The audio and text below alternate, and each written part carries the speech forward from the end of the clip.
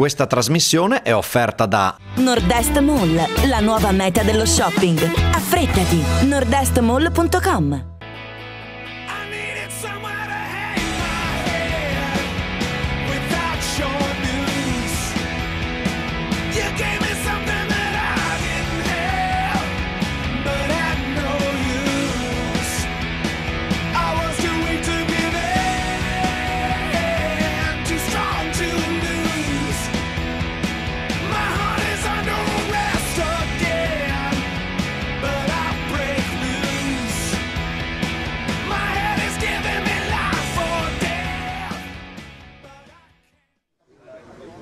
Buongiorno amici telespettatori e benvenuti nuovamente al nostro campanile della domenica. Oggi dove ci troviamo? Ci troviamo qui a Fogliano Re di Puglia. Perché?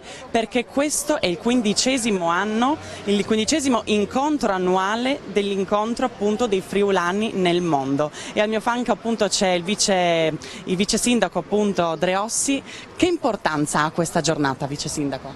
Molto importante perché innanzitutto ricade nel centenario della fine della Grande Guerra. Molti friulani hanno combattuto nelle file dell'esercito italiano e sono stati richiamati dalla monarchia italiana, e questi erano comunque emigrati per lavoro in stati dell'impero, quindi in Germania, in Austria, piuttosto che magari in Slovenia, Jugoslavia e poi. Diciamo che ricade in questo centenario e pertanto è molto importante perché viene appunto onorato sia il lavoro italiano nel mondo, il lavoro friulano nel mondo, che si è veramente distinto anche nel periodo pre-bellico della Prima Guerra Mondiale. E poi subito nel primo dopoguerra, quindi negli anni 20, con altri esodi, appunto perché le leggi agrarie italiane erano un po' diverse dalle leggi agrarie dell'Austria-Ungheria, pertanto c'erano delle problematiche di sussistenza di queste grosse famiglie e pertanto poi si è avuto un secondo esodo. Diciamo che siamo molto onorati noi come Comune di Fogliano ad ospitare questo 15° convegno di friulani nel mondo. Noi comunque abbiamo anche delle radici friulane, anche se qui proprio la terra è la bisaccaria, quindi è un po' la terra mezzo a due acque bislacque, quindi no, il Timavo e l'Isonzo, per questo un po' abbiamo questa etichetta di bisacchi. Diciamo che noi appunto abbiamo delle radici friulane perché comunque i nostri nonni o parenti genitori sono comunque di origini friulane, di Udine piuttosto che di Fiumicello oppure dell'Alta Carnia. Quindi c'è questo mix, diciamo, di cromosomi che insomma ci fa riconoscere friulani anche noi, insomma, ecco. Appunto adesso c'è in corso ancora la Santa Messa all'interno della chiesa qui a Re di Puglia. Ieri sera appunto noi abbiamo mandato il coro proprio in diretta e parliamo di un'emigrazione friulana che è avvenuta tra il 1915 e il 1918. Vice sindaco, prima appunto mi diceva che sua bisnonna era argentina. Nata in Argentina, a Campinas per la precisione, era nata un po' prima della Prima Guerra Mondiale perché c'era stato un preesodo nelle terre austro-ungariche, che erano queste terre, e quindi sono dovuti emigrare in Argentina. Nata là e poi rientrata a ridosso della Grande Guerra proprio perché pensavano che negli anni 10-12 del XX secolo ci sia un nuovo impulso con queste leggi agrarie austro-ungariche che dovevano partire proprio il 24 maggio del 1915, proprio l'entrata in vigore dell'Italia ha bloccato l'entrata in vigore di questa riforma agraria. Ecco, quindi anche noi abbiamo questi piccoli aneddoti, piccole cose. Mi ricordo appunto che mio nonno diceva sempre che sua mamma diceva i nostri Natali in Argentina mettevamo le candeline sulle torte, ma le candeline si scioglievano prima di accenderle perché appunto era estate nell'altro emisfero, e quindi ecco, ci sono questi piccoli ricordi, piccole cosine che insomma fa sempre piacere ricordarle. Ecco. Oggi appunto quante persone sono venute insomma qui proprio per questa giornata? Beh, diciamo sono tante persone, adesso non le vediamo perché appunto sono all'interno. Sì, esatto, sono a messa, però diciamo ecco, sono tante, veramente siamo quasi 1 migliaio di persone. Ecco, quindi molto molto felici della riuscita di questa manifestazione. Prima appunto mi diceva che ci sono anche delle persone dall'Argentina proprio. Sì, ci sono persone dell'Argentina, ci sono persone della Svizzera, ci sono persone francesi che ieri anche abbiamo incontrato nell'incontro che abbiamo fatto ieri presso anche Colle Sant'Elia. Arrivano, sono curiosi, vogliono vedere come prosegue e come sono rimaste le loro radici qua. Quanto è sentita questa cosa? Beh, è sentita, diciamo che è sentita in modo non eclatante, con tanto sfarzo, ma è sentita veramente nell'intimo delle persone. Ritornano ogni anno, ne vediamo comunque, c'è un continuo di gente che arriva anche indipendentemente dal raduno o dagli incontri che ci sono e vengono così, e dicono io sono partito tantissimi anni fa, magari anche da paesi limitrofi, da Ronchi o da altri paesi, e mi fa piacere ogni tanto tornare a vedere eccetera. Se non gli originari che sono partiti, che sono magari già deceduti, magari i nipoti, e abbiamo parecchie visite. Ecco, tant'è vero che noi 3 anni fa abbiamo fatto un incontro con i Giuliani nel mondo, nella vecchia sede municipale, all'esterno abbiamo una specie di lapide che ricordiamo questi, un giorno siamo partiti, ed è una bella esperienza perché è un punto di riferimento per tutte queste persone che sono in giro e sono i nostri ambasciatori di fatto e che continuano a coltivare un po' della nostra cultura locale. È un punto di incontro in cui appunto le persone condividono e si crea, credo, poi una rete. Certo, si crea una rete, un ponte, sia culturale, soprattutto culturale, un po' culinario, che rimangono la polenta e il must, quindi che rimane come cultura, ma anche economico, quindi ci sono delle realtà, degli interscambi che nascono che potremmo veramente coltivare in modo egregio. Ecco. È una contaminazione piacevole? È una contaminazione piacevole, certo. Vice Sindaco, io intanto la ringrazio. Adesso noi ci spostiamo perché vedo qui un signor Egeo, che appunto è uno storico, giusto? Sì, un storico. Un appassionato? Sì, appassionato, meglio, sì. Cosa vediamo qui alle nostre spalle, Egeo? Allora qui abbiamo... Avviciniamoci. Avviciniamoci un attimo. Allora qui... Aspetti che se no non la sento. Allora mettiamoci così. Mi dica, ecco. Abbiamo col mio amico Giancarlo Berin, questo signore qua, che è appassionato di... Se magari ci giriamo verso i telespettatori, così sì, ecco, eccoci qua. Buongiorno. Buongiorno. Abbiamo raccolto queste fotografie nelle case delle persone, tra l'altro ci sono anche i tuoi parenti, no? Praticamente questa storia di queste famiglie che sono emigrate in Uruguay il 16 dicembre del 23. 1923. Sì. È una storia legata a quel complesso, quel tragico e difficile periodo del primo dopoguerra qui da noi, no? Per una questione di terreni, di affitti, di applicazione delle leggi. Loro qui volevano le leggi dell'Austria, l'Italia ha detto di no, insomma era una questione molto complicata e hanno suonato in causa contro i Cosolo, che erano i proprietari dei terreni, e alla fine hanno perso la causa e sono dovuti andare via tutti, insomma, no? In Uruguay, nella cittadina di Canelones, ed è il bello che quanti parenti? Quanti sono là? Allora, buona parte, all'inizio sono arrivati a Montevideo, però successivamente hanno fatto il giro praticamente di tutto l'Uruguay, sono andati quasi tutti quanti a Durazno, poi piano piano si sono riavvicinati alla costa e praticamente il grosso delle famiglie si è fermato a Canelones. Ancora oggi, quando i nostri parenti vengono qui a trovarci, a farci visita, e succede molto spesso, infatti quasi ogni anno qualcuno dei nostri ritornano e praticamente ci dicono, diciamo, ci ricordano le altre famiglie con degli accenti diversi, per dire noi qui abbiamo i Sinicco e loro ancora li ricordano come Sinic, e sono quelle cose, ecco, no? Poi diciamo le altre famiglie si sono sistemate in maniera, diciamo, un pochettino più in maniera più adeguata, e un grosso delle famiglie, per dire parenti, per dire di mia mamma e cugine, e sono andate a San José di Maio. Una cugina ha sposato fra l'altro un ragazzo, uno diciamo di San Lorenzo Isontino, e praticamente a San José esiste questa famiglia Pecorari che sono venuti anche 2 anni fa a trovarci, e dove, diciamo, sviluppano l'attività, diciamo, della coltivazione dell'uva. Hanno, diciamo, dei terreni dove hanno queste vigne, hanno, diciamo,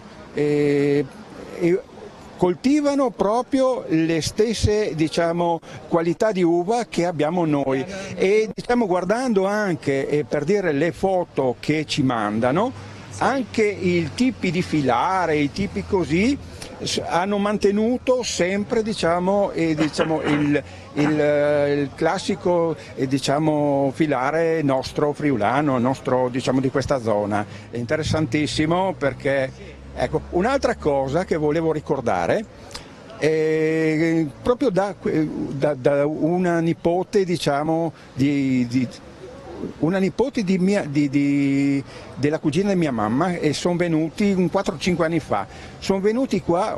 All'inizio una difficoltà estrema nel comunicare, poi improvvisamente, non so come, invece di parlare in italiano ho parlato in dialetto. La signora mi ha risposto perfettamente in dialetto bisiaco, e praticamente fra lei e la mamma, diciamo, hanno sempre mantenuto, diciamo, vivo, diciamo, il nostro dialetto, mentre il papà era di San Lorenzo e quindi, diciamo, in famiglia parlavano anche friulano, quindi pur lontani da casa hanno sempre mantenuto, diciamo, queste nostre parlate. Volevo dire un'altra cosa, questi praticamente... Guardi, facciamo una cosa, io adesso devo un attimo interromperla perché devo mandare un attimo un servizio, pubblicità, e poi ci ritroviamo qui, così ci spostiamo anche all'ombra. Appunto adesso vi mandiamo, perché la scelta di far appunto convergere i friulani da tutto il mondo a Fogliano Re di Puglia non è stata casuale. L'ente Friuli nel mondo infatti vuole così celebrare anche il centenario della fine della Prima Guerra Mondiale nel luogo in regione più celebre, il Sacrario Militare di Re di Puglia. Vediamo il servizio. Partiamo dal luogo. Perché è stato scelto Fogliano Re di Puglia quest'anno? Beh, ricorrendo i 100 anni della Grande Guerra, abbiamo pensato che fosse proprio l'occasione per ricordare, insieme ai nostri corregionali che vengono un po' da tutti i continenti, un momento particolare della nostra storia, e quindi condividere insieme un momento di riflessione, ricordando con le parole degli storici che ci danno la possibilità di interpretare quello che si è vissuto a quei tempi. E quindi ci è sembrato opportuno farlo insieme ai nostri friulani in questo momento e in quel luogo. E arriveranno friulani da veramente tutto il mondo. Ma direi un po' da tutti i continenti, così come sono i nostri focolari sparsi in giro per il mondo, che sono ormai più di 160, e mi auguro appunto che saranno anche numerosi anche questa volta. Ecco, diamo appunto qualche numero dell'ente Friuli del mondo. Quanti sono i focolars? Quanti sono i friulani che ancora sono legati alla terra d'origine? Guardi, l'ultimo censimento ci ha dato 165 associazioni presenti in giro per il mondo, con più di 20.000, anzi esattamente 22.500 friulani aderenti, ma poi c'è tutto quello che si muove attorno al mondo dei friulani e quindi tutti i simpatizzanti, che chiaramente fa sì che i numeri siano molto più alti. Questo è un censimento, ovviamente i numeri sono più elevati.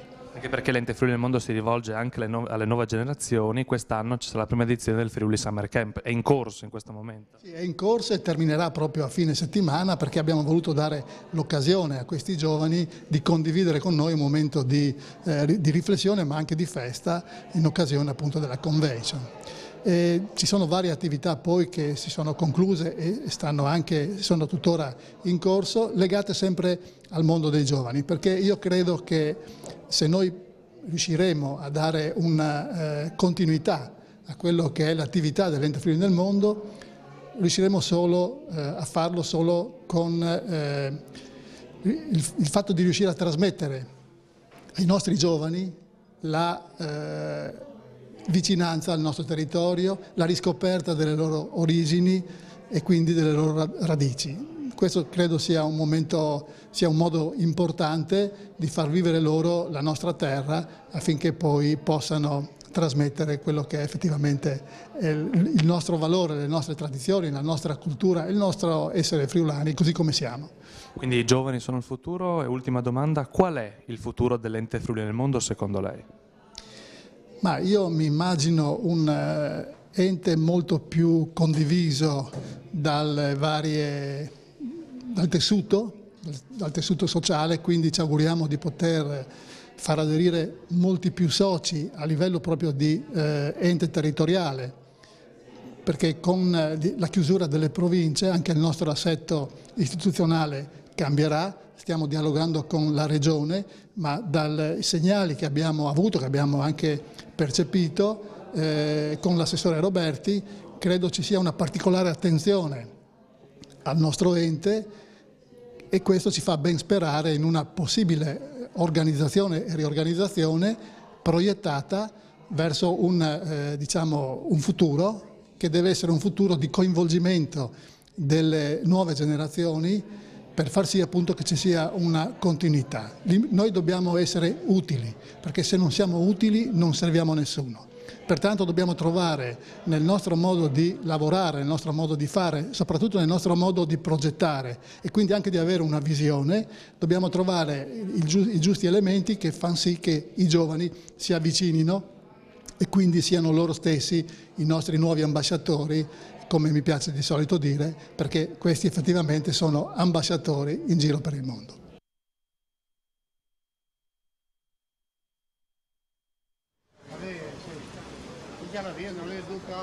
Eccoci appunto di nuovo in diretta qui dalla chiesa di Fogliano, Re di Puglia, e vi abbiamo lasciato qualche minuto fa con una piacevole storia che il signor Giancarlo ci stava raccontando. Siccome appunto l'ho interrotta, ci racconti quello che voleva, che stava dicendo? Sì, allora volevo ricordare, ecco, semplicemente una decina d'anni fa, per dire, il sottoscritto Egeo Petean e l'amico Claudio Visintin abbiamo fatto il giro di tutte le famiglie di Fogliano, Polazzo, Re di Puglia, e abbiamo raccolto, diciamo, almeno 1 migliaio di foto che riguardavano, diciamo, gli emigranti.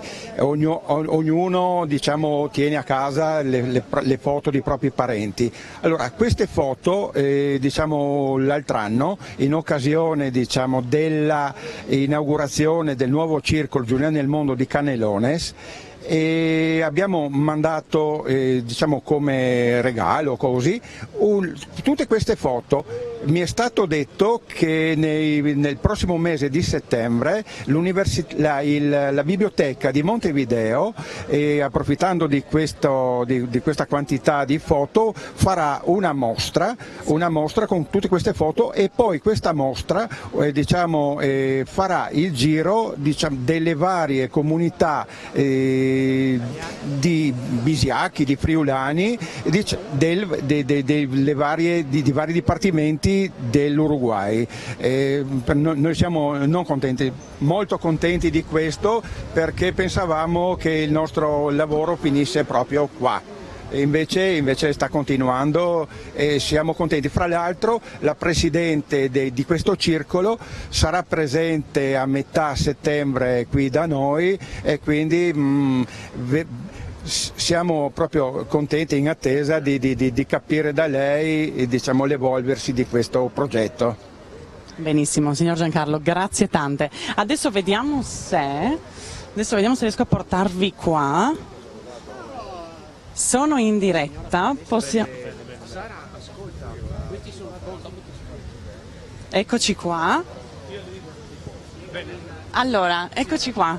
Lei da dove viene? Io sono di San Francisco, provincia di Córdoba, Argentina. Come mai è qua oggi?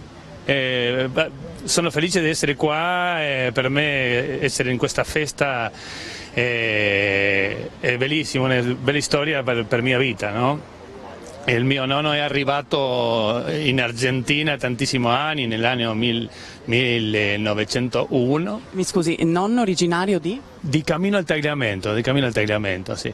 E per quello per me tornare a questa festa è molto importante per mia vita, no? Insomma, e lei è venuto qui proprio per questa occasione? Sì, sono stato in Friuli per 5 volte, no? Ma questa occasione soltanto per venire a questa festa, no? Quindi insomma le è stata trasmessa questa importanza di questa giornata? Sicuro, io sono il presidente del Fogolar di San Francisco e per quello so cosa è questa festa, no? Che importante è per tutti i friulani nel mondo, no? Secondo lei questa cosa è sentita appunto da tutti i friulani o solamente da alcuni perché è stata proprio la famiglia a trasmettere questa vicinanza al territorio? Sì, le persone che sanno cosa è il Friuli Venezia Giulia, il Friuli specificamente, sì, il suo nonno, il suo padre ha trasmesso il sentire friulani, sa che questo è speciale, no? Io la ringrazio, è stato un piacere. E lei quindi si ferma qui e riparte quando? Io torno a Argentina il 7 agosto e dal Friuli me ne vado il giovedì. Quindi insomma del tempo anche per degustare e assaggiare qualche piatto tipico? Sicuro, e vivere il Friuli che è un piacere grandissimo. Benissimo, la ringrazio, grazie tante.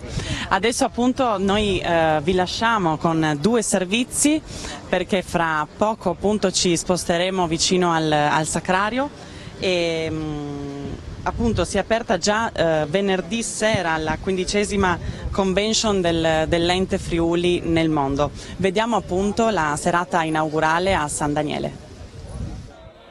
La 15ª convention dei friulani nel mondo, che porta sul territorio in questi giorni centinaia di nostri corregionali provenienti da ogni parte del mondo, ha preso il via informalmente venerdì sera con la tradizionale cena ospitata al tirassegno di San Daniele del Friuli. A fare gli onori di casa il presidente dell'Ente Friuli nel mondo, Adriano Luci, che ha citato ad uno i rappresentanti dei vari Fogolars Furlans presenti all'evento.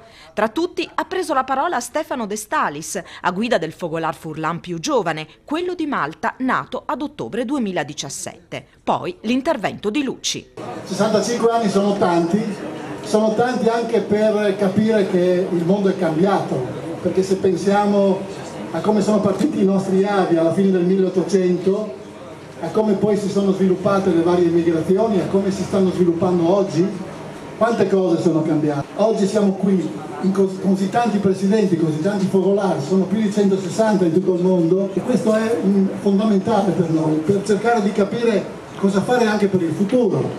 Il futuro è dei nostri giovani, su questo non c'è dubbio, quindi noi dobbiamo avere la capacità di trasferire le nostre conoscenze, le nostre esperienze, di dare a loro quelle possibilità che noi tutti abbiamo avuto di poter avere delle responsabilità.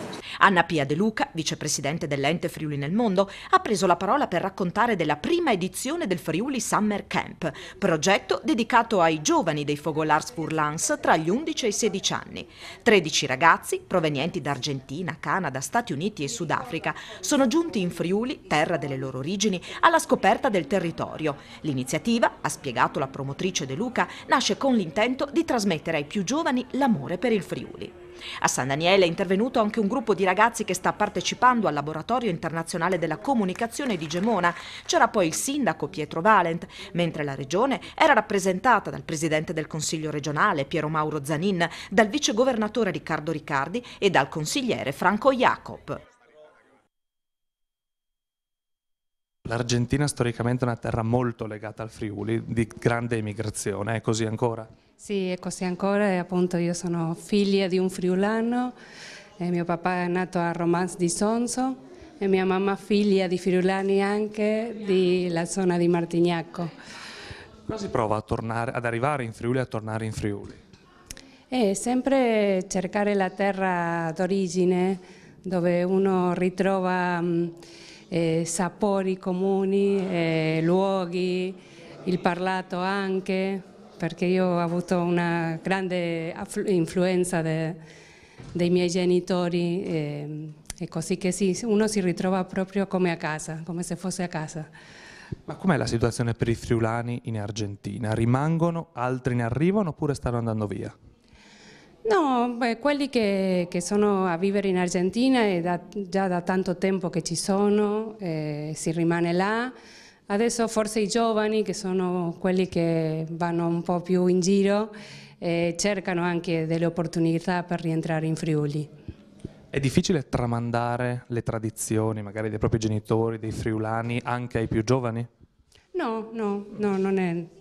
Per noi non è stato difficile, io forse perché sono di prima generazione, ma anche gli altri che forse hanno i nonni, bisnonni friulani, continuano a radunarsi al Fogolar, che è il nostro posto dove appunto manteniamo le tradizioni. Sindaco, in questo caso il Comune di Udine segue un po' le tracce dettate dalla provincia con il legame con i friulani nel mondo. È un legame importantissimo perché i friulani che vivono fuori dalla piccola patria sono più numerosi, molto più numerosi di quelli che vivono qui nel nostro Friuli, e quindi con loro è importante mantenere un rapporto, un'amicizia, una disponibilità nel dare informazioni, nell'accoglierli quando vengono, come sono venuti in questo caso, per questo appuntamento annuale che si tiene ogni anno in terra friulana con i presidenti dei Fogolars di tutto il mondo. Più quest'anno cade anche una ricorrenza particolare, per cui è stato scelto a Fogliano Re di Puglia il centenario della fine della Grande Guerra, che ha coinvolto moltissimi friulani. Sì, è stato un dramma perché il Friuli con la Prima Guerra Mondiale ha subito anche l'occupazione, quindi ci sono stati profughi, gente che ha dovuto scappare, probabilmente molti anche sono emigrati in quegli anni, perché sono stati anni terribili, è stato distrutto tutta quella poca industria che c'era, poi dover abbandonare le città, i paesi, andare profughi nel resto d'Italia è stato un dramma non solo per i morti ma anche per coloro, la popolazione che ha dovuto lasciare questa terra. Quindi è importante ricordare anche questo avvenimento, anche se è accaduto tanto tempo fa, e oggi con gli amici che vengono proprio dal resto del mondo ricordiamo la fine di una terribile guerra, la Prima Guerra Mondiale, che tra l'altro ha visto la presenza di tante nazioni proprio qui in Friuli, perché già quella volta gli Stati Uniti d'America erano venuti con i loro militari proprio a combattere nella Prima Guerra Mondiale. Ecco, ultima cosa, un saluto a tutti i friulani che non potranno essere presenti alla convention ma che magari ci seguono lo stesso. Un chiar saluto a tutti i furlans che vivono a Torpa al Monte, non stai dismentearsi, io sai che non vi dismenteais delle vostre piccole patrie dal Friuli, e quando venite in Friuli venite a accettare anche il sindaco di Udine che è contento di salutaius e di contaius, magari se vi vuoi di cognosci, anche di ciò che sta succedendo chiese nestre in terre furlane.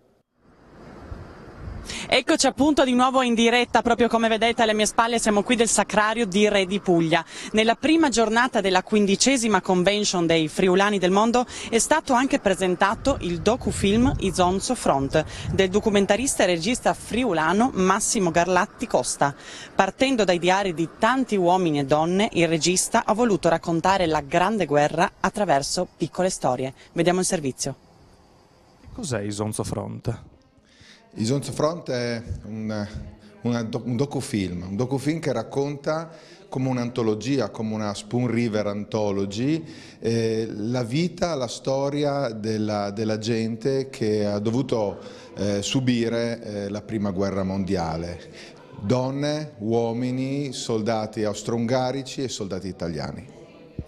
Parte appunto da una serie di storie e copre l'intero corso della guerra, già dal 1914. Esattamente, inizia nel 14 con il ritorno di moltissimi friulani che erano emigrati all'estero e racconta questi anni della guerra e li racconta i profughi, racconta l'occupazione austro-tedesca, ma soprattutto racconta piccole storie ricavate dai diari di storici locali e dell'archivio diaristico nazionale. Quindi c'è alla base una grande ricerca per fare questo docufilm. Effettivamente c'è una grande ricerca da parte degli storici, da parte della squadra che ha realizzato il documentario, anche perché la prima guerra mondiale vede il Friuli il centro della storia italiana, centro culturale, centro politico, centro sociale, e rimase appunto fino alla fine della Grande Guerra. Ed è strano che il Friuli si trovi al centro della storia italiana proprio in un periodo drammatico come la Grande Guerra. Però, oltre a queste grandi storie ci sono le piccole storie che vengono appunto raccontate in questo docufilm, e tanto fa anche la location in cui questo verrà proiettato.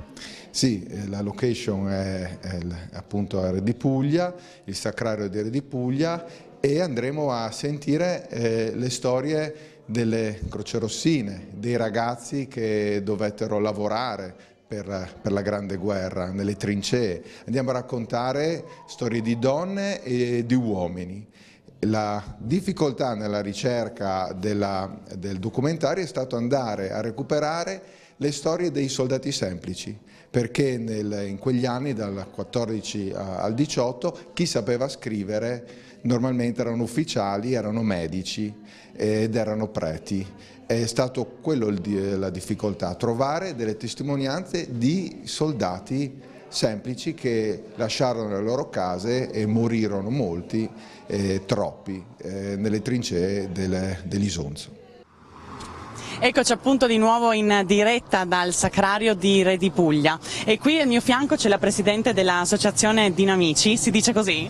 Dinamici o dinamici? Uguali. Ok, piacere. Piacere mio. Appunto lei, presidente Fumis, mi raccontava dell'importanza della vostra associazione, e abbiamo voluto appunto anche inserirla in questa giornata appunto di ricordo dei friulani nel mondo. Di cosa vi occupate? Ci occupiamo di un progetto chiaro che abbiamo portato all'attenzione dell'azienda sanitaria Bassa Friulana Isontina 2 anni fa. Abbiamo individuato questa neuropsichiatria infantile, che è un servizio territoriale che ha seguito nel 2017 1058 ragazzi. E a tal proposito in questi 2 anni abbiamo individuato un progetto chiaro di 20 stanze che necessita questo servizio. Abbiamo portato all'attenzione della direzione sanitaria e ha accolto il nostro progetto. Quindi diciamo che il nostro è un progetto a obiettivi. Il primo obiettivo è stato quello appunto di alzare l'attenzione su questo servizio in crescita, che segue le disabilità in età evolutive dai 0 ai 18 anni. Secondo obiettivo, chiedere l'accorpamento del reparto, e questo è il primo grande risultato dell'associazione, perché l'azienda sanitaria ci ha fornito quasi 1000 metri di spazio all'interno del San Polo. Questi 1000 metri saranno oggetto di una ristrutturazione, la prima del San Polo, con uno stanziamento di 1.430.000 euro che la Regione ha messo a disposizione sulla base di questo progetto. Una bella cifra, e appunto visto che il progetto è sensibile e anche molto vicino anche a delle difficoltà che hanno persone, bambini, genitori, credo appunto che insomma, la Regione si sia voluta impegnare anche proprio per questo bellissimo progetto. Sì, diciamo che sempre di più si porta l'attenzione, al di là delle disabilità che sono importanti, vengono individuate in maniera precoce, ma sempre di più si crea il contesto di cura e di prendersi cura in quello che è una connotazione non ospedaliera, come nel nostro caso abbiamo dato un progetto che è di 20 stanze che tutto sono tranne che un ospedale, quindi dare accoglienza a dei bambini, a delle famiglie che vivono già un disagio, ma in questo modo sarà un po' meno pesante. Quando è partito questo progetto? Partito 2 anni fa, diciamo che da quest'anno siamo nel clou, perché chiaramente con questi 1000 metri che sono stati messi a disposizione ora noi siamo nella terza fase. La terza fase prevede che cosa? L'impegno dell'associazione. L'associazione si è impegnata con l'allestimento e l'ammodernamento di tutte le stanze, per cui sono 20 stanze che noi andremo ad arredare completamente, per cui stiamo raccogliendo i fondi, le persone qua sono molto sensibili, le associazioni, gli imprenditori, insomma, ci sono varie realtà del territorio che ci stanno dando una mano e per cui contiamo di tagliare il nastro assieme all'azienda sanitaria di questo nuovo servizio, assieme anche ai nostri arredi che sono stupendi.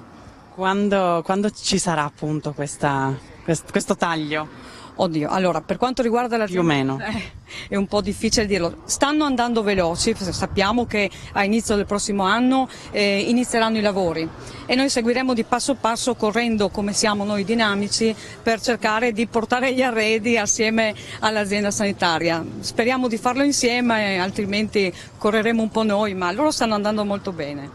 Ultima domanda, in quanti volontari siete? Allora noi siamo in 12 volontari e 228 soci, sebbene siamo insomma non nati da molto tempo, però siamo contenti di essere già un bel numero. Bene. Io ringrazio la Presidente.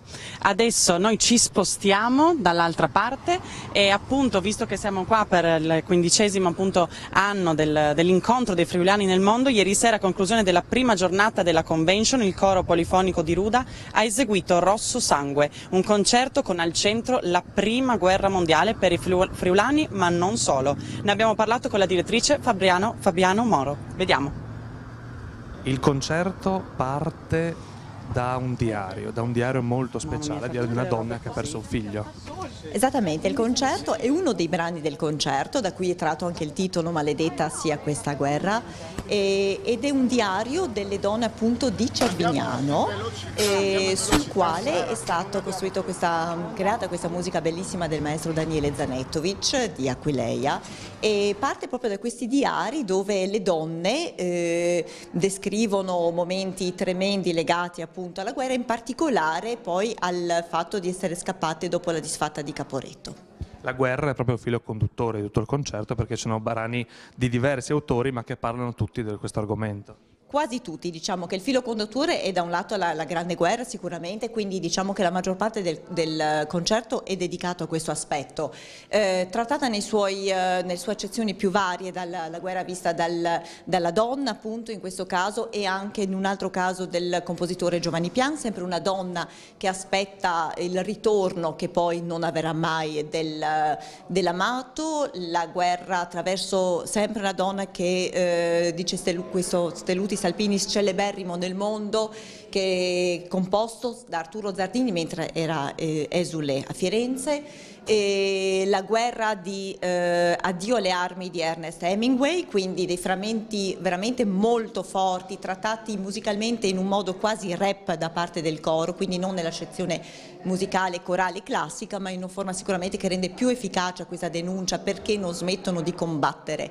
Ecco, e poi anche diciamo comunque i canti rocciosi di Giovanni Sollima, che sono alcuni legati sia alla guerra come anche alla montagna, intesa come senso magico, c'è il testi di Dino Buzzati, di Dante Alighieri, come difficoltà della vita, la salita di Dante diciamo, al purgatorio, la montagna, ecco. Comunque il tema fondamentale è la guerra.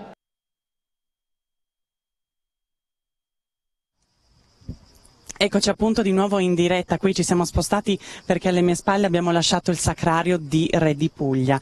Il sindaco appunto sempre di Re di Puglia, Cristiana Pisano, ha accolto i friulani da tutto il mondo con grande gioia. Noi non siamo friulani, ha detto alla presentazione della convention, ma abbiamo avuto anche noi i nostri migranti. Vediamo adesso appunto il servizio. La convention arriva in un anno importante per Fogliano, che è l'anno del centenario della fine della Grande Guerra.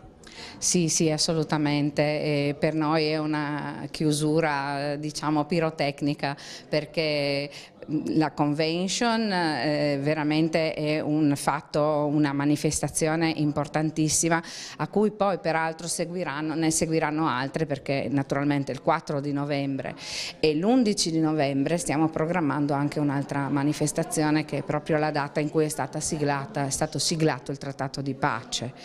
E siamo veramente lieti, come dicevo prima, di ospitare questa convention e siamo grati all'Ente Friulani nel Mondo per aver scelto il comune di Fogliano Re di Puglia. Anche perché anche Fogliano ha avuto i suoi emigranti nella storia.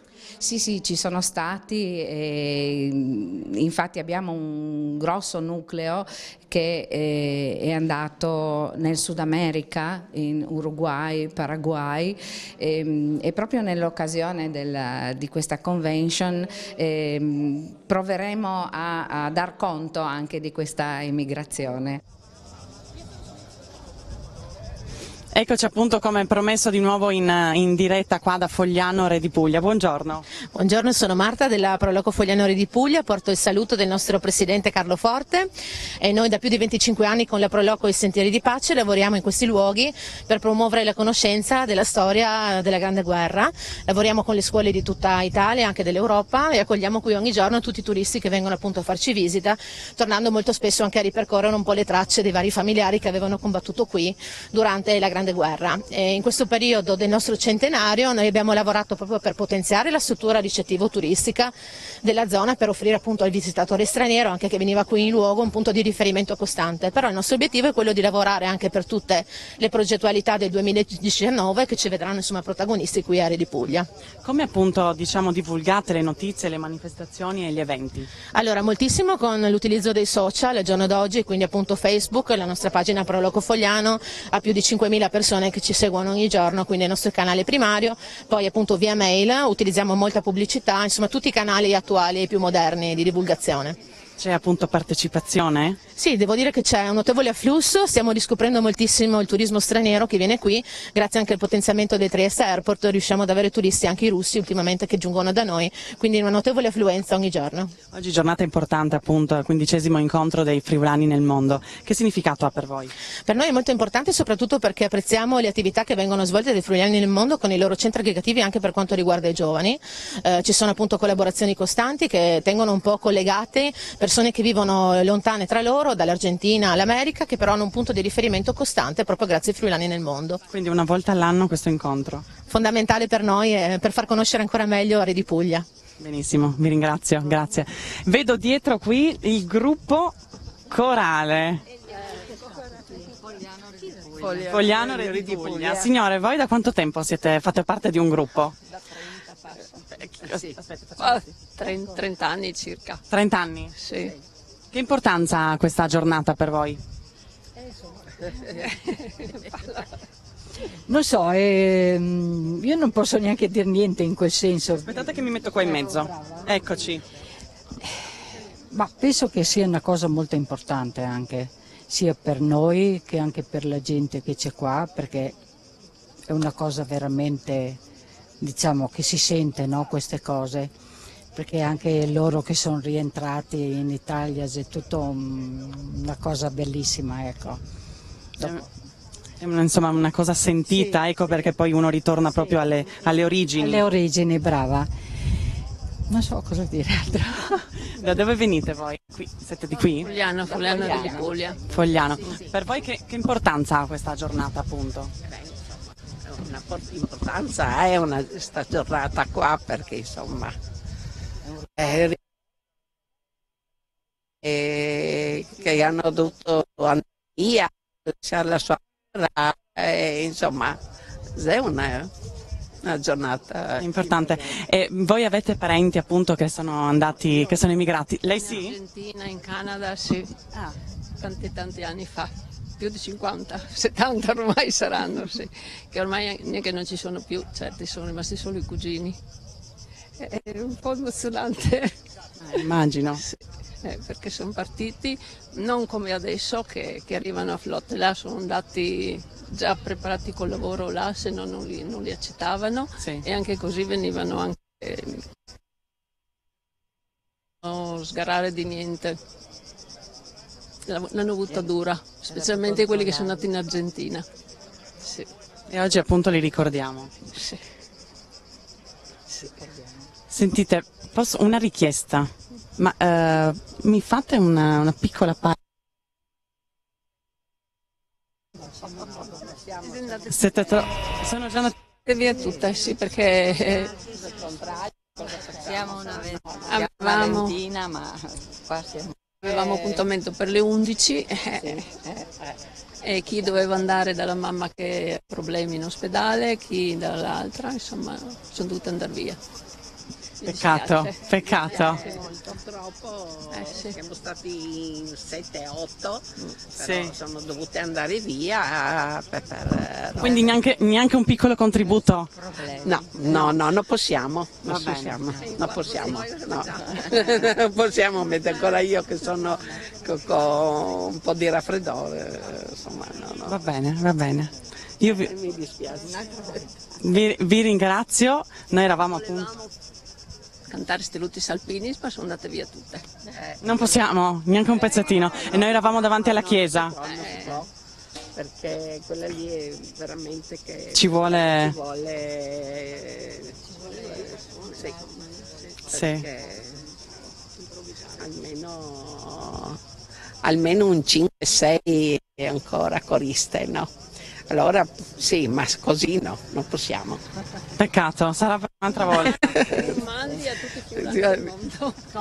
Un mandi a tutti i friulani del mondo. Benissimo. Signore, grazie tante. È stato un piacere. Grazie. Allora adesso ci spostiamo. Chi abbiamo qua? Buongiorno, ciao. Ciao. Come ti chiami? Valentino. E lei? Dino Stabile. Dino Stabile. Allora, noi rappresentiamo il motoclub Carso di Fogliano di Puglia, quest'anno sono 40 anni di attività, purtroppo siamo solo noi perché gli altri sono impegnati in una gara di Triveneto. Bastate voi due? E bastiamo noi due, sì. Bene. E insomma appunto questa, in cosa consiste? Noi svolgiamo enduro e motocross, poi abbiamo diversi bambini quest'anno. Sì. Iniziano come mini enduro, mini cross.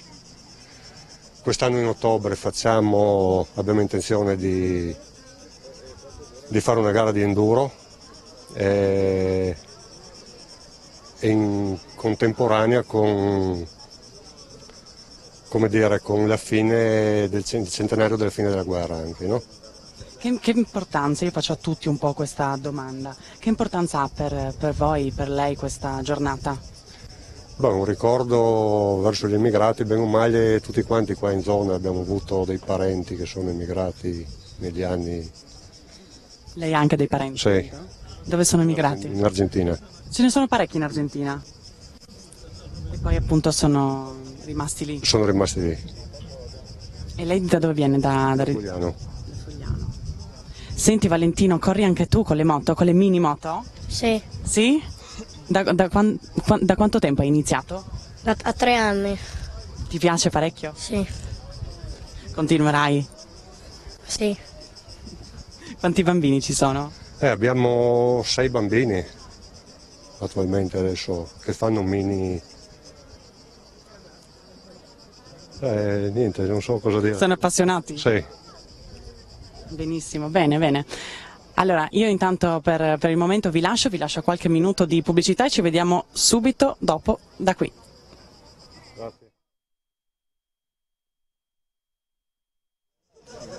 Eccoci appunto di nuovo in diretta qui da Fogliano Re di Puglia, alle nostre spalle il Sacrario appunto, e al mio fianco c'è l'architetto appunto Giulio Valentini, consigliere di indirizzo della Fondazione Cassa di Risparmio di Gorizia. Buongiorno. Sì, buongiorno a lei e a tutti gli ascoltatori. Innanzitutto, come dire, sì, un saluto anche a tutti i friulani che sono qui intervenuti in questa bellissima manifestazione. Credo di dover innanzitutto spiegare cosa sono le fondazioni. Sì. Le fondazioni, tra l'altro sono qui presenti anche i nostri cugini o colleghi della Fondazione Friuli che sostengono questa bella iniziativa.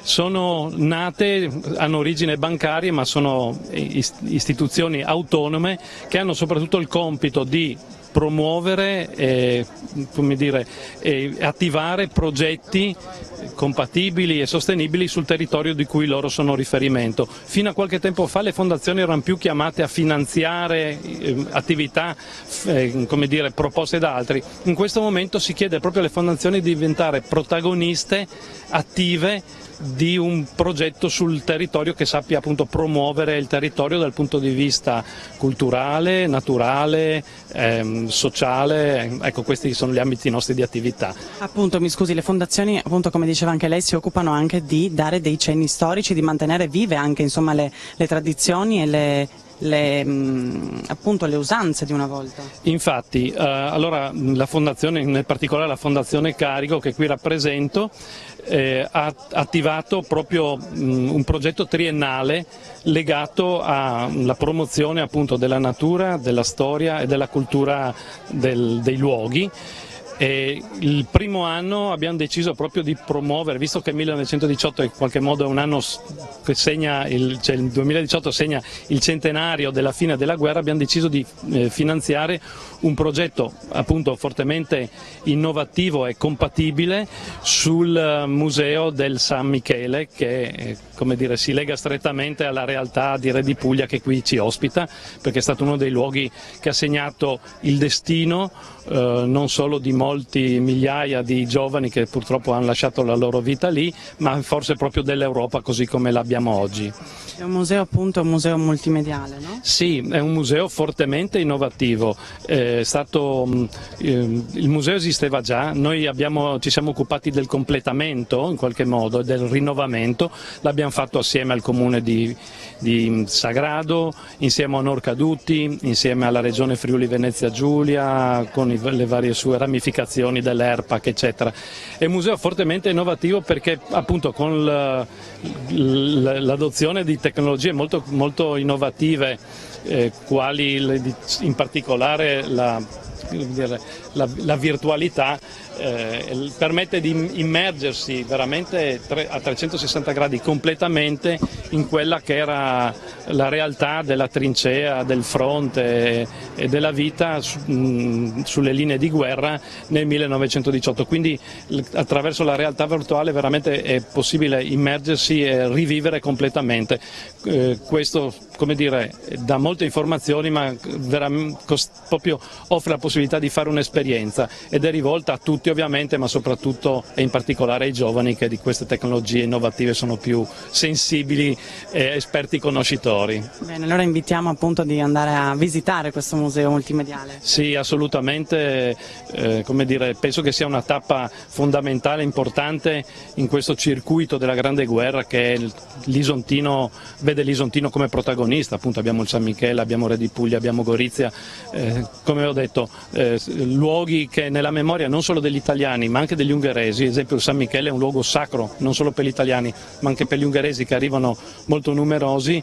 Ecco, noi abbiamo la fortuna di avere questi luoghi, non possiamo che invitarvi e così aiutare a promuoverci e a conservare non solo il ricordo ma anche l'esperienza e è quello che questa esperienza ci può insegnare, che è la cosa più importante oggi che siamo così piuttosto distratti delle fortune che abbiamo. Benissimo. Architetto Visentini, io la ringrazio. Prego, grazie a voi dell'opportunità che ci avete dato, buon lavoro e buona giornata, buon divertimento anche direi. Grazie, festa. Grazie altrettanto, prego. Grazie. Adesso appunto parliamo dell'associazione Conquistando Escalones. Cosa consiste questa associazione? Allora, questa associazione è stata fondata da una famiglia di malati di una particolare forma di distrofia muscolare, la distrofia muscolare dei cingoli 1F. Qual è la particolarità di questa distrofia? I malati sono immuni all'AIDS. Questo significa che chi ha la sfortuna di avere questo tipo di distrofia, in realtà questo difetto genetico che la causa li rende immuni all'AIDS. Cosa fa la nostra associazione? Cerca di sensibilizzare le persone sull'importanza delle malattie rare. Questo perché? Perché a volte studiando una malattia rara si possono portare dei benefici anche a persone che hanno un completo tipo diverso di malattie, in questo caso l'AIDS. Quindi stiamo parlando di pochissime persone al mondo malate di questa distrofia che potrebbero, se la ricerca su questa distrofia fosse portata avanti, portare dei benefici a milioni di persone che hanno l'AIDS. Cosa facciamo noi? Organizziamo dei convegni divulgativi in modo da appunto portare alla conoscenza di questi studi. Finanziamo direttamente gli studi di ricerca perché organizziamo eventi di raccolta fondi e stiamo finanziando direttamente 2 studi di ricerca in Italia e 4 in Spagna, perché i malati di questa distrofia si trovano la maggior parte tra Italia e Spagna. Grazie al nostro lavoro nell'ultimo anno abbiamo conosciuto anche delle persone, ad esempio in Ungheria, che hanno lo stesso tipo di distrofia, quindi ci stiamo espandendo a livello europeo. Il nostro scopo fondamentale appunto è non fermare la ricerca su questa distrofia. Abbiamo finanziato più di 50.000 euro negli ultimi 2 anni qui in Italia, più del doppio in Spagna, quindi diciamo ci stiamo dando da fare. Abbiamo anche la possibilità di essere contattati, noi riceviamo mail quasi settimanalmente da persone di tutta Italia e Europa che ci scrivono per avere informazioni su di noi. Quindi ci stiamo dando da fare, siamo piccoli, siamo pochi, però siamo una realtà qui di Fogliano, perciò cerchiamo di far conoscere la nostra realtà un po' in tutto il mondo. Appunto oggi 15° incontro appunto dei friulani nel mondo, sì. Che significato ha per te? Beh, diciamo che io conosco diversi miei parenti che sono andati in giro per il mondo, ad esempio in Sudafrica, in Argentina, e sapere che c'è qualche parente sconosciuto in giro per il mondo comunque fa piacere da una parte, però dispiace dall'altra, perché se sono andati via significa che qui non avevano più modo di vivere, quindi è un peccato aver perso delle persone che non portano più, appunto, non sono più in mezzo a noi, ma vivono da un'altra parte del mondo. Appunto tu hai anche dei parenti che sono tornati? O no? Tornano più che altro perché si sono rifatti una vita là, però ogni tanto so che tornano e vengono a trovarci, quindi ogni tanto è bello anche vederli, questo sì. Va bene, io ti ringrazio, grazie per il tuo contributo e buona giornata. Anche a te. Grazie, ciao. Adesso vediamo quanto tempo ci manca. Ok. Vediamo se riusciamo a far intervenire. Vediamo un attimo. Sì, vediamo se riusciamo a far intervenire un emigrato. Vediamo. Buongiorno, prego, venga, venga. Il ciuffo. Piacere, lei come si chiama? Io mi chiamo Alfredo Onorio. Da dove viene? Io vengo da Torino adesso, sì, da Torino da tanti anni che sono là, 60.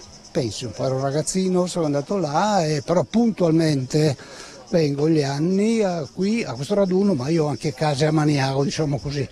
Mi servono solo per avere un punto di riferimento, le tengo col cuore, perché io il mio cuore ce l'ho in Friuli, anche la tombo in Friuli, quindi ormai il mio legame il legame col Friuli è perenne, voglio dire, se mi portano qua, se qualcuno vorrà portarmi, io resterò per tutta la vita futura. Ecco, questo è quanto. Che importanza ha questa giornata per lei? È una domanda che sto facendo a tutti e voglio appunto sentire le varie considerazioni. Certo, è importantissima, perché noi come friulani, diciamo, noi siamo friulani in Italia, immigrati in Italia, diciamo così, è importante perché comunque l'ente Friuli nel mondo è quello che da sempre è stato il primo a sensibilizzarsi su questo argomento importantissimo, che sappiamo che ha coinvolto oramai già dalla fine 800, 1800, per i primi del 1900, migliaia e migliaia di friulani che sono sempre andati all'estero, e anche in Italia hanno emigrato, e quindi direi che trovarci ogni anno, e a questo punto apro una parentesi, io vengo da tanti anni, ma purtroppo ogni anno sempre meno, perché sono rimasti dove sono andati, moltissimi purtroppo, sì. Un giorno o l'altro toccherà anche a me, ma io, come ripeto, ce l'ho ancora qua la tomba, quindi qualcuno mi porterò, non più vivo, non posso essere intervistato da una signora bella come lei, direi, pazienza, vuol dire che mi intervisterà qualcun altro se ho fatto bene o male durante la mia vita, diciamo così. Lei appunto ha detto che è a Torino da quanto tempo, da quanti anni? 60 anni, ero un ragazzino, quindi un ragazzino proprio, voglio dire, adesso i ragazzini non ne vedo più, non ci sono più ragazzini, sono bambini e poi diventano grandi di colpo, ragazzini non ne vedo proprio più, non ce ne sono. È una generazione che è andata così perdendosi per via dei costumi, usi diversi, eccetera. Quindi sì, questo, io invece ero un ragazzino, appena avevo le forze per poter fare quello che riuscivo a fare, quello che avevo in mente, anche perché bisogna dire anche questo, quello che avevo in mente. Bene. Io la ringrazio e le auguro appunto una buona giornata in questo giorno importante. Va bene, grazie a lei, anche a lei buongiorno e arrivederci. Grazie. Appunto prima ci eravamo visti davanti al Sacrario con la presidente dell'associazione Dinamici o Dinamici e volevamo fare anche appunto anche intervenire qualche altro collaboratore, ma no, stanno andando verso, vediamo se riusciamo a fare intervenire qualcun altro, perché prima eravamo appunto un po' in velocità. Sì. Eccoci qua, piacere. Piacere, mi chiamo Paolo Pizzini e lei appunto sono un volontario dell'associazione Dinamici. Appunto un progetto sensibile, un progetto che va incontro, come dicevamo prima, a famiglie, bambini, genitori e che ricordiamo quando avverrà il taglio, tra virgolette, del nastro. Speriamo a fine 2019-2020, più o meno quando saranno finiti i lavori di suturazione che noi cercheremo nell'arredare i locali. Quanto tempo fa è iniziato questo percorso? Il percorso è iniziato in sordina nel 2016 con i primi sopralluoghi che abbiamo fatto sul servizio e lì ci siamo da subito resi conto che le stanze sono suddivise su più piani, per cui i genitori quando accedono hanno delle oggettive difficoltà di trovare le stanze adibite alla psicologa piuttosto che alla neuropsicomotricista, per cui essendo che poi l'equipe lavora in equipe multidisciplinare, pertanto un bimbo, un ragazzo può avere la necessità di avere supporto di più figure in questo ambito. Ecco che l'accorpamento del reparto in un unico blocco è diventato per noi la prima richiesta che abbiamo fatto all'azienda sanitaria e devo dire che queste nostre richieste sono state ascoltate perfettamente con poi la direzione generale, attualmente c'è il dottor Antonio Poggiana che si è insediato credo a febbraio 2018, comunque no, fine 2017, da subito lui dopo una settimana era già con noi a fare il sopralluogo e si è reso conto dell'effettiva criticità del servizio. Pertanto ecco, questo è stato fondamentale anche perché si è creata una collaborazione con l'azienda, che è una cosa unica per un'associazione. Avere la collaborazione dell'azienda ha fatto sì che la sinergia fra dirigenti, fra medici, operatori e noi che comunque abbiamo ascoltato anche le esigenze dei bimbi e dei ragazzi, si è fatta una fusione di queste necessità e quindi da qui è nato un progetto che è definito il più bel reparto di neuropsichiatria in Italia e noi contiamo insomma che sia così, ci teniamo, è un nostro orgoglio. Bene, Presidente e anche appunto collaboratori, io vi ringrazio in questa giornata insomma importante, parlare anche sempre di queste iniziative sensibili è sempre appunto importante. Vi ringrazio per essere stati qui con noi e vi auguro una buona giornata. Grazie mille. Seguiteci su Facebook oppure sul nostro sito per chi volesse informazioni, visto che in questo momento siamo in raccolta fondi, www.associazionedinamici.com. Grazie a voi. Appunto amici telespettatori, adesso appunto per questa giornata è tutto, una giornata molto importante, appunto ricordiamo il 15° incontro annuale dei friulani nel mondo che quest'anno appunto si è svolto a Fugliano, Re di Puglia. Io vi lascio sempre alle nostre future trasmissioni e vi auguro una buona domenica. Grazie.